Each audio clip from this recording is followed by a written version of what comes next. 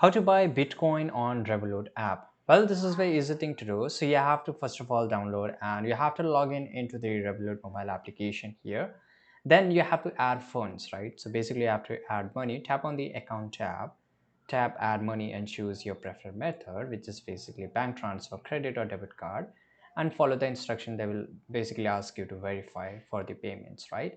Now here access cryptocurrency section. So now you have to go to the crypto, tap on the hub tab or the wealth tab depending upon your app version. Select cryptocurrencies. If this is your first time buying crypto on Revolut, you may need to buy cryptocurrency exchange. Follow the on-screen instruction to do this. Basically they will again verify for this stuff. Now here from the list of cryptocurrencies, choose Bitcoin. Tap the buy button, enter the amount of Bitcoin you want to purchase. You can enter the amount in your local currency and app will show you the equivalent amount in Bitcoin.